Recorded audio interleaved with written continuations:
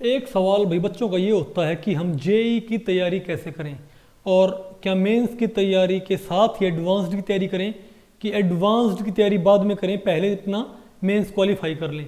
तो मेरी उनको रिकमेंडेशन ये है कि भाई आप जब जेई के लिए पढ़ते हो ना, तो आपका जो 11th 12th का सिलेबस होता है वही आपका जेई मेंस में और वही आपका जेई एडवांस्ड में आता है। पहले तो आपको पता है कि जेई मेंस और एडवांस्ड का सिलेबस एग्जैक्टली सेम था जो कि आपका 11th 12th का सिलेबस होता है। ठीक है बात। अभी क्या कर रखा है कि आपका तकरीबन 80% सिलेबस तो कॉमन है और 20% सिलेबस आपका जेई एडवांस्ड में अलग से आता है।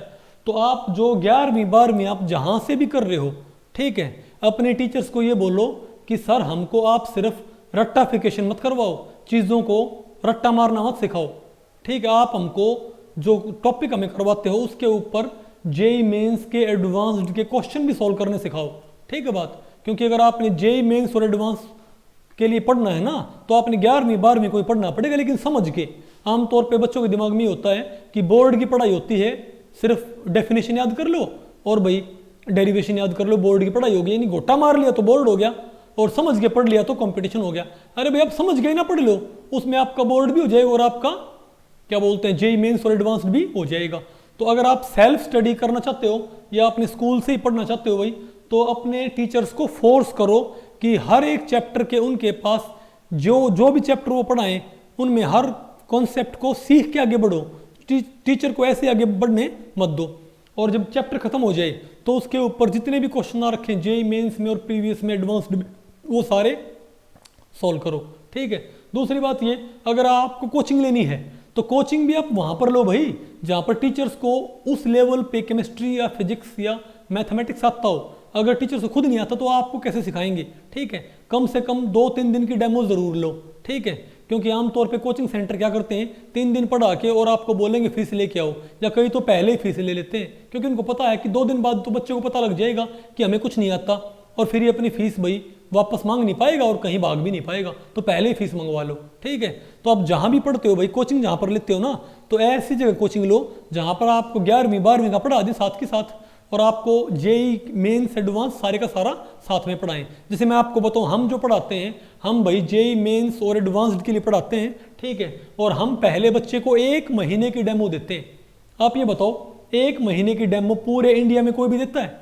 कोई भी इंस्टीट्यूट ये बोल दे कि भाई हमें 1 महीना पढ़ा के दिखाएंगे पहले आपको। ठीक है, तो आपको हम डेली 7 घंटे पढ़ाएंगे, उसमें 11वीं का भी होगा, 12वीं का भी होगा, जेई मेंस का भी होगा, जेई एडवांस्ड का भी होगा। डेली 7 घंटे आप पढ़ो हमारे पास और 1 महीना पढ़ो। अगर 1 महीना पढ़ने के बाद आपको ये लगता है ना, और हमारे से पढ़ने के बाद घर जाके उसे कंपेयर करो इंडिया के 100 कॉल्ड बड़े इंस्टीट्यूट के साथ, अगर आपको ये लगे ना कि हम जो पढ़ा रहे हैं वो उनसे 10 गुना बेटर है, तो ही आपने हमारे पास पढ़ना है, नहीं तो आपने नहीं पढ़ना। ठीक है, ओके।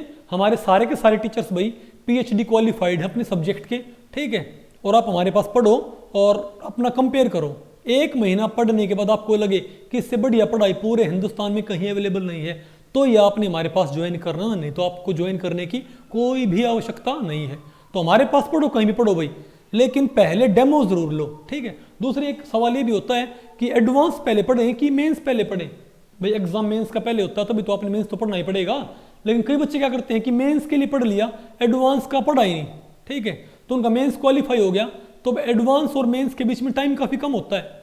तो हम क्या करते हैं कि हम मेंस और एडवांस सारा एक साथ पढ़ाते हैं और सिर्फ 6 महीने में सिलेबस पूरा करवा देते हैं। ठीक है बात।